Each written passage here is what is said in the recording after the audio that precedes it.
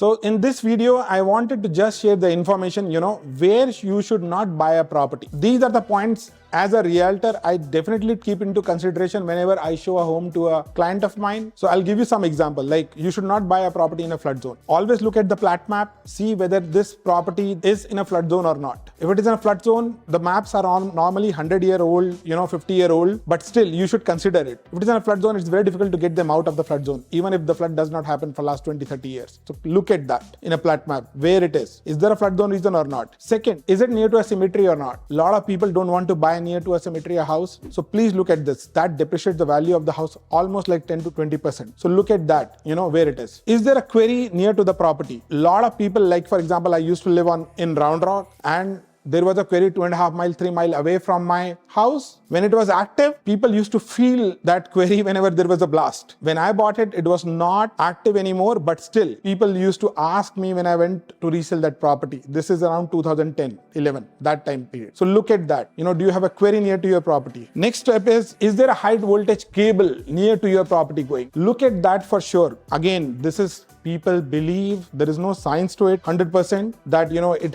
harms your health. So some people don't want to live near to it. So look at where is the high tension wire cable going near to your property. Next stage is look at, is there property near to a waste treatment plant? Where is the waste treatment plant for that area? Where is the waste treatment plant? For example, I live in Round Rock. I know where it is, right? I want to make sure any community near to that, my buyer knows that there is a plant near to it. The smell will come from that plant, but people will keep bringing stuff to that plant. So you don't want all this stuff going over there. Next step is, how is the wiring and all that stuff done on your property? How is the plumbing done on your property? What type of pipes that property has? For example, there was a freeze in Round Rock, a couple of years back. Whoever had lead plumbing pipes, those were the ones which were not able to expand. Those were the ones which got burst first, right? If you have PVC pipes, they are able to expand and you have better, support of those pipes. So what is your plumbing? What is your electrical wiring in your house? When is the paint done on your property? If you're buying a resale property, if it is before 1960, sometimes the paint used to have a lead, and there is whole thesis on it, right? That causes so much of issues. You cannot live in a house like that. It's very difficult to get a loan on a property where you buy a property like that. If you want to ever buy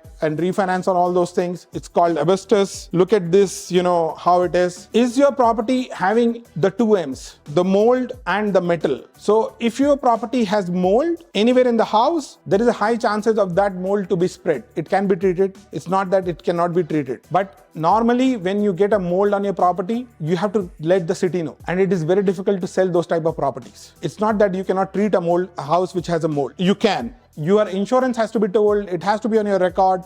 And that devaluates the property value a lot. So be very careful about that, especially in the cases of flipped homes, old homes, lake view properties and all that stuff where it is very close to the water. These things can happen very, very easily. Next is, make sure when you buy a property, you have the permits for it. A lot of properties are not within the city limits. They are just outskirts of the city limits. There are no codes to build there. And do you have all the permits? You have the water permit, the sewage permit. Water permit means your water well should be up to the standard of that city. Your sewage should be up to the standard of that city. I was just doing one analysis on one of the properties to buy for me and my investors, and we figured out that in that city, right, your well should be around 100 feet away from the house, and your septic has to be X feet away from your well. And that land is so small, you cannot have both of them in that area. And then that well was supporting 3 more houses because they were all family members, brother, sister, and all that stuff. Be careful, be knowledgeable about all that stuff ahead about your city, what your city guidelines are. This is very common in areas around Austin, Lake Travis, all that stuff belt, where there is so many properties which are not part of their ETJ. Basically, they're not part of the city limits, but you have to be very careful doing your due diligence about those properties. Just for example, in townhomes, right? Make sure you are not buying properties like high-rise condos. Everybody calls it high-rise. There is a reason for calling it high-rise. But high-rise also has lower units. Those units people don't prefer to buy because you don't have a view. You feel claustrophobic about it, that you are within that room. It feels for people people to be like, hey, I don't have much space. That's why they are called high-rise condos, because the higher units don't feel like that. If there is a townhome condo, the lowest floor is always the cheapest. There is a reason behind it. So it looks nice that it's cheaper, but when you go for a resale market, that value will never appreciate for a condo which is very lower for that building. Again, some of the things which personally I don't believe in, but I'm an Indian American. So people in India believe, which is T-point houses. We call it Gomukhi houses as well. Look at those, do your analysis, talk to people who have knowledge about these. But these are the things which I will look at when I am buying a property. I don't want any of my clients or when I'm buying a property to miss any of these points. This long run will really impact for you when you go for resale. We have a general belief, we love to see the traffic. Like in India, you love to